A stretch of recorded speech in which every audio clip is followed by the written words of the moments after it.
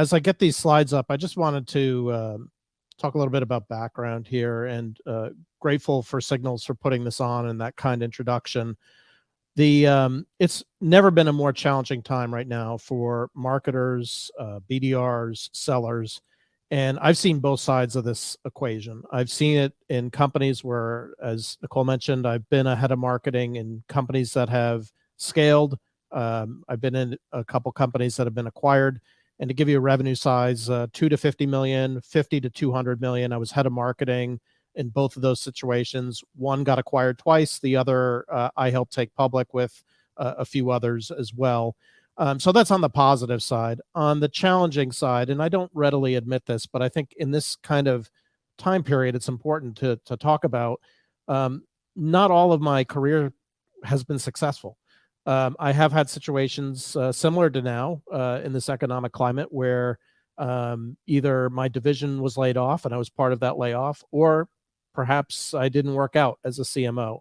And so one of the reasons I didn't work out, and one of the lessons that I learned as part of that, is really to maximize the reporting and understanding the impact that not just marketing has, but what the business looks like. So today, I'm really helping other marketers with their journey, and my company really helps other marketers with their journey because it's really so challenging for you right now. And we want to make that challenge a little less challenging, because we've kind of seen both sides of the coin. We've seen the successes, and we've experienced the not so successful areas. And speaking of which, I'm still having a challenge pulling up my slide here. I'm going to try one other thing that should pull it up.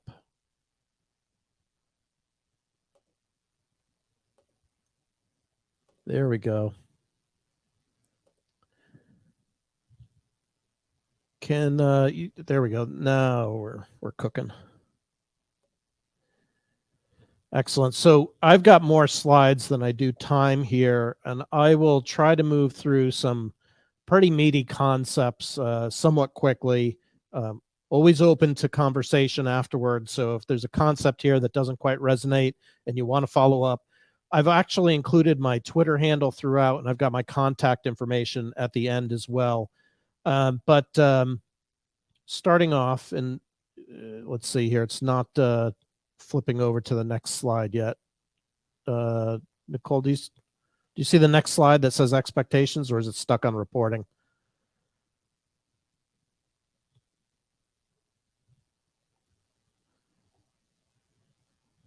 There we go. Okay, it's an operator error. I've got two different screens here. So just to set expectations in terms of why this presentation may be valuable to you, or it may not be valuable to you, but I'm hoping that it is. If your company has 2 or more go-to-market motions, meaning, and I put as an example, lead, product-led growth, channel, ABX, insert your motion here, then this conversation for the next 25 minutes will be relevant to you. If you got a tech stack that either has or you're contemplating an ABM platform, that too may be very relevant for you to tune into. If you have challenges in and around the reporting side, and we're going to dig into this ad nauseum, this conversation today will be very relevant to you. And probably the buzzwords that a lot of us are experiencing right now are kind of the efficiency and productivity. And if you're concerned about that from a sales and marketing perspective, why this is going to resonate is we're going to talk a lot about how to think about it in terms of a framework to your CFO or that internal conversation. If you don't fit into one of these categories, your 25 minutes are probably best spent elsewhere. But I'm hopeful that something here resonates with kind of your area or your knowledge quest that you're on today. I'm going to try to, I had a problem with presentation mode, so let me try to blow this up as much as I can. So on the industry side, and there's a lot of words here, but we've been doing this type of consulting, I would call it for the better part of 10 years. And in those 10 years, we've heard kind of repetitive themes, which I've outlined here, of the challenges that a lot of companies face right now. And without reading word for word, if I were to capture the spirit, a lot of people are having challenges with the measurement of marketing, BDRs, channel. Marketing could be an account-based motion, a lead-based motion. How do we even think about that? And when account-based was introduced to the funnel from a marketing perspective, it really put a lot of organizations on its ear. In our research, about 7 out of 10 companies use the leads object in Salesforce. That number's been pretty consistent over 10 years. And it makes it really challenging, which I'll get into in a moment. But the biggest challenge is you can't really do the attribution or figure out what's happening there and getting good quantitative analysis of connecting impact to revenue. And you see that issue not just with marketing, but with BDRs, with partners. It's really, really challenging. Now, you will find some companies out there saying, hey, we've got Tableau, or we've got Domo, or name that flavor of BI tool. The challenge that we see with this, and we look very closely at the productivity of the BDR function in particular. And the reason we look at that is if your BDRs are not productive, then you may as well not be in business. You're spending a lot of money on marketing, perhaps on an account-based motion, and your BDRs don't have the ability to execute or understand the signals or the intent data or how to interpret the information, then you've just wasted a lot of marketing energy and effort. So really looking at that BDR productivity is pretty important. And Tableau and Domo, it's like an island of information. It's really great for the executives, the non-marketing executives in particular. But I guarantee if you ask one BDR how Domo or Tableau or any kind of visual capability has helped them close business, I would bet a lunch or a dinner that you would be very challenged to find somebody who could say it's been helpful. It takes a lot of time to sometimes analyze the data, and it's not necessarily in their workflow. So we've seen that as an issue. And then we've also seen a lot of companies that are moving toward this ABX direction, kind of challenged on how to operationalize ABX in terms of getting the value or time to value quickly as an issue. And those are consistent issues that we talk about. But I want to do a deep dive here into how to think about frameworks to frame up why this is an important issue. And, you know, the common question that a lot of people may be getting right now, and by the way, my Twitter handle, B2B CMO, you know, I would welcome any feedback or any tweets that you might have there. I don't know why I didn't carry through here, but B2B CMO is the Twitter handle. The common question that a lot of us are getting right now is making the business case. Like, why should we be looking at this right now? And you really should be looking at just about any initiative as far as what the impact is on efficiency and productivity, more so now than ever before. And I saw this back when my hair was jet black in 2001 and 2008 as an operator. Now, I will say in both of those scenarios, I had companies that successfully exited out of those scenarios. And, you know, I was a part of that. A lot of painful lessons learned in terms of the transition. But once the transition got done, it was like a real opportunity for growth and scalability. So the time and energy that companies spend right now on the productivity and efficiency will pay off in spades. Maybe it's 6 months from now, maybe it's a year from now, but it'll definitely pay off. So let's talk a little bit about the 3 opportunity costs that I would use as framing up as to why to look at reporting as an issue. And a lot of us on this call, if you are familiar with Salesforce.com and its architecture, and you know, as a CMO, former CMO, I never thought I would dig into architecture of Salesforce.com. But a lot of this has to do with the workflow of how people work in Salesforce and how you're trying to do the conversion.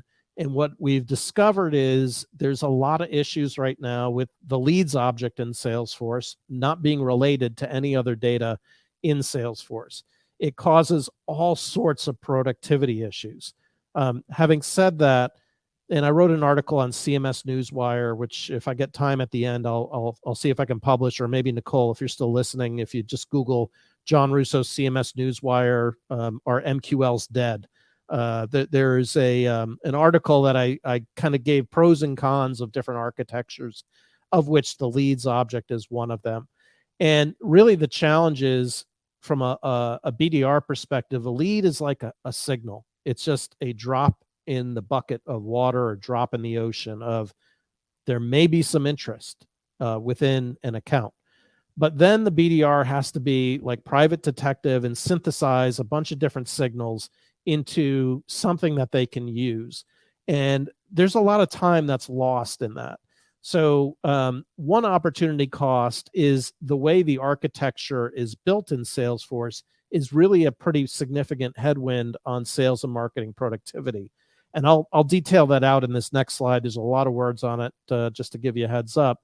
But because all this information is scattered, it's like trying to put, from a BDR perspective, Humpty Dumpty back together again. You're trying to grab all these different pieces of the pie, and you're trying to assemble it in a way to say, this account, General Electric, or this account, IBM, has interest in my product.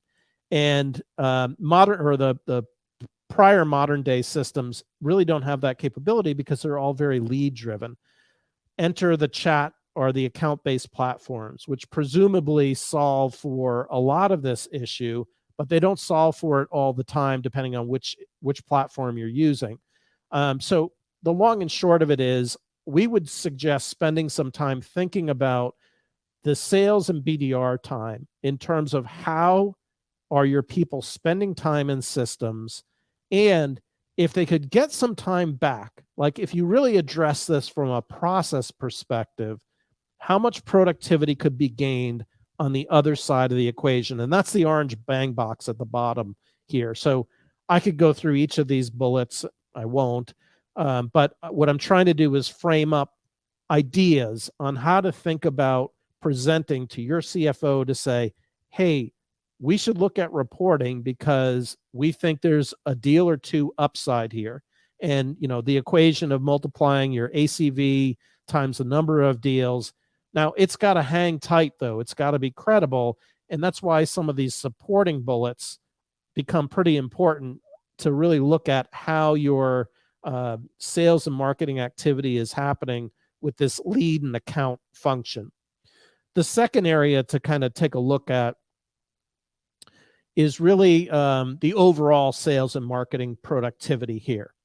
And again, you really have to kind of think about, how does your sales and marketing team work today? First of all, I can, as I talk with a lot of companies today, there's been a lot of cutbacks across the board: sales, BDRs, marketing. So almost everybody has got a fuller plate right now with much fewer resources to get the same amount, if not more, work done, which is kind of a ridiculous equation. But if I were presenting to a CFO to say, hey, we really ought to take a look at this reporting because it will help us understand how the business is growing, a way to be looking at this is looking at how your sales and marketing team are working. And you'll see here, I've included a couple links around the LinkedIn 2020 State of Sales report. So that's pretty fresh. There's another report here that I pulled out, and it's from a lesser known resource, but where BDRs are spending 2 hours a day updating tasks. And so quantifying those tasks of saying, hey, if they could just save 15 minutes or 30 minutes or some period of time, that's a big deal. And bringing to the CFO the actual market data of, this is what it's costing, or better yet, tailoring it to your situation to say, hey, we're spending a lot of time, and that time could be better used to convert or in higher value add activities. Now, on the flip side, the last two bullets are really marketing specific. And for the marketers that are familiar with reporting, we typically see one of two scenarios happening where marketers are asked to generate information, generate reports, and they get a question, and it takes a lot of time to kind of piece that together. And sometimes you have to have a dedicated person, which very few companies have that luxury, kind of in the mid-market. Maybe in the enterprise they have that luxury, but in the mid-market they don't have that luxury. if you think about the time and energy that it takes to synthesize reports, there is a lot of time and energy. And I'm going to show you a better path here, or a suggested path around that. But that too is an opportunity cost that person could or should be in the higher value add activity of interpretation of the information instead of the assembly of the information. The last bullet that I'll mention, and gosh, there's so many, not just our clients, but prospects we see in this situation right now where sales tech and MarTech, the buzzword of the day is consolidation. And they're looking at ways to cut costs. Nobody wants to cut headcount, but when it comes time to technology, they are looking at it. And I'm sure a lot of you have felt some of this pressure already, where you're looking at your tech stack saying, hey, is there a sponsor here? Are we getting the ROI? Are we getting the time to value? So a lot of this is probably duplicative to things you already know. But if you don't know, taking a look at your total investment, both from a people perspective as well as the systems, and really thinking through, are you getting the full utilization of those platforms? If you're not, then you're leaving potential money on the table. And it could be an opportunity to save costs or make the technology work better with better integrations. The proposed approach that I'm going to share with you, what we're suggesting is utilize your existing technology, Salesforce.com, which is a large percentage of the market, and hopefully a lot of you listeners today, to do this reporting. So use existing technology to do the reporting of any go-to-market motion. I'll show you some schematics around that. Rather than introducing more MarTech that somebody else has to run, take advantage of your existing MarTech and make sure that it's utilized to its full capabilities. All right, let me move over to lessons learned here. And the lessons learned are really over the last 10 years. And in particular, another quick story. I won't mention the name of the ABX platform, but I, about 5 years ago, entered into a unique relationship with one of the ABX providers, and we did about a third of their customer implementations. And I never woke up and said, hey, I want to be the best ABX implementer. But what I learned as part of that was the measurement side of account base. And we really feel like we've got probably 5 more years of knowledge in this area than most others, because we've studied it over literally hundreds of companies. And what we kind of learned in terms of lessons on this is to really improve the productivity, you have to present action-based insights in a scalable, repeatable way.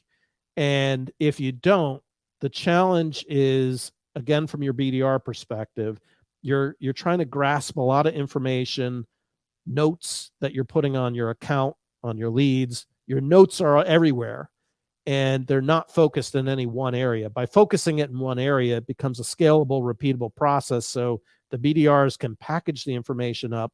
Let's say they get a qualified meeting, they pass it over to the AE, to actually close the deal, and all of the information is presented holistically. So you're saving time from BDRs and different objects in Salesforce. You're packaging it up, and then you're presenting it over to the AE side. We've also learned that when you're introducing ABX, it's another go-to-market motion, and you really have to get time to value out of that investment, or really any go-to-market motion you have to get time to value on. So we've learned a way to synthesize any go-to-market motion in one funnel in Salesforce, and the advantage of that is really one of time savings and cost savings, because you're presenting all that information in one area. It's driven by that scalable, repeatable BDR process, and one feeds the other. So we've kind of learned that as well. It also helps improve the forecasting capabilities by having your information in one centralized location in Salesforce. We've seen clients that have actually done real-time forecasting. So not like pulling stuff out in Excel and trying to figure things out, with the ability to actually forecast based on real-time data that they see in Salesforce. So that's a pretty major thing. And then just kind of data-driven decisions as part of their scenario as well. We've all seen a bunch of funnels before. This is probably not new, schematic. And you've seen the bow tie with kind of the acquisition side and the cross-sell upsell side. But to us, it's really measuring any go-to-market motion right now. And why this is important is from a business perspective, you as a sales leader, a marketing leader, a BDR leader, somebody has to be the steward of the pipeline. Now, typically we suggest heads of marketing be the quote unquote steward of the pipeline, meaning you're kind of seeing how the different channels perform from a volume and a velocity perspective. By bringing everything into one funnel, not multiple funnels, not a dual funnel, not a triple funnel.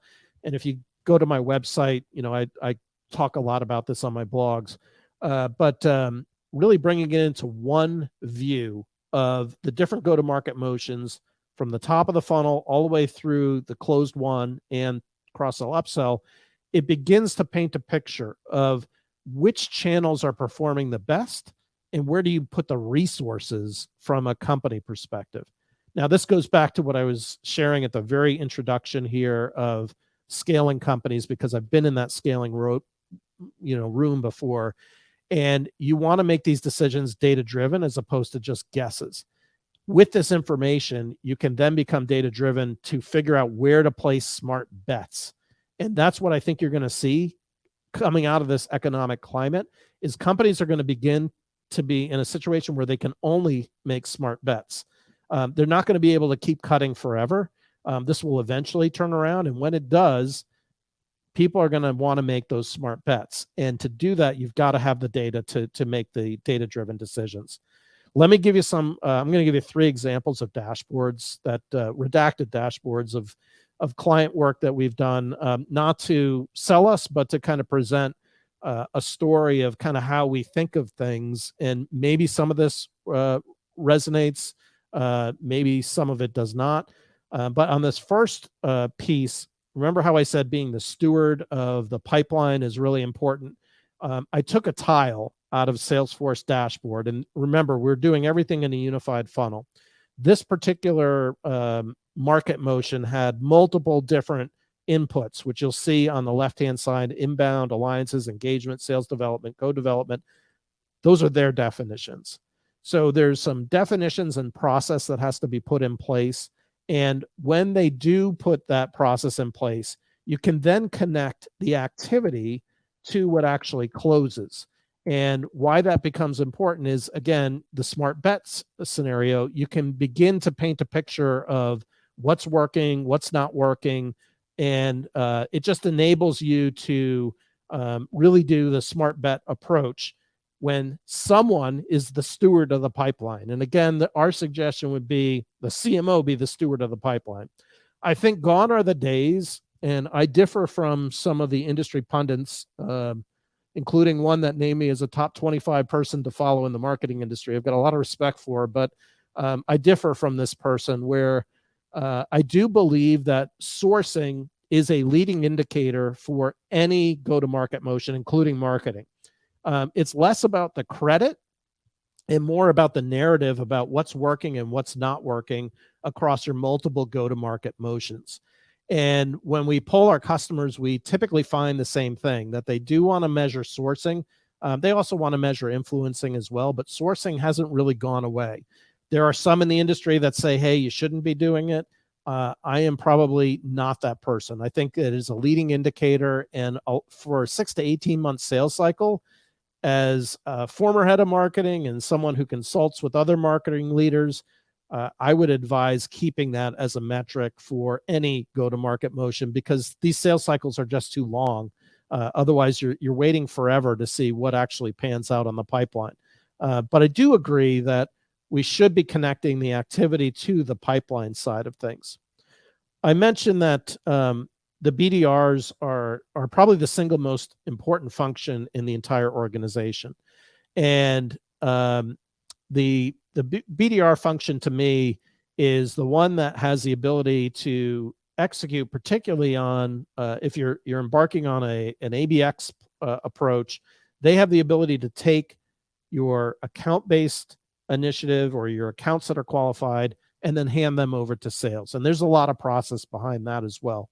but when done right, it can be very, very effective. Now, we've gone through with clients, and I kid around, I say, the MQA that marketing creates is a perishable type item, meaning by the time you hear that something is qualified from a marketing perspective, there's only a short period of time or window typically that you as an organization from a selling perspective can respond to that.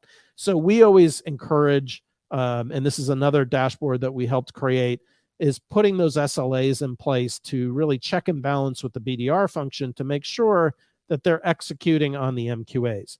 Now, there could be a couple different camps here. We have had some clients that have said, hey, my BDRs are producing so much that they don't need marketing. So this is the kind of dashboard that will show that.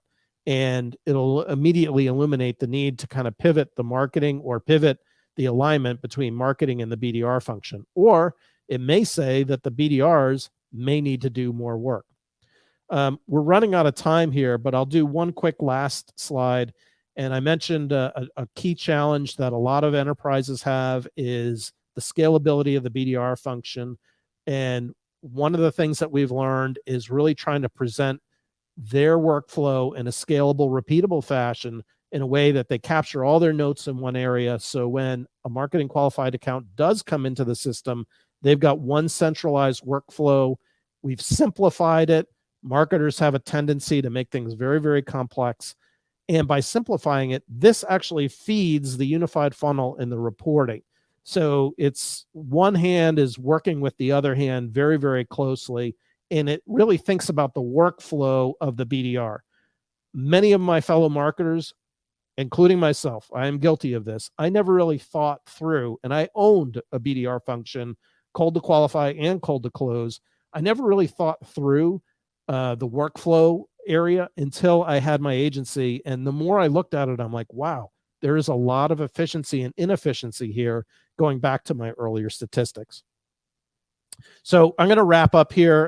In my presentation, there's a number of BDR and SDR resources, which we'll link to.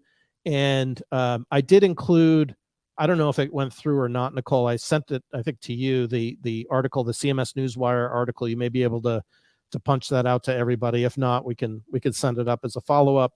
And, I've got my contact information here. If you have questions, I'm certainly open to them. We got a couple minutes left here. Worst case, my contact information, I'm happy to do a follow-up if you have further questions.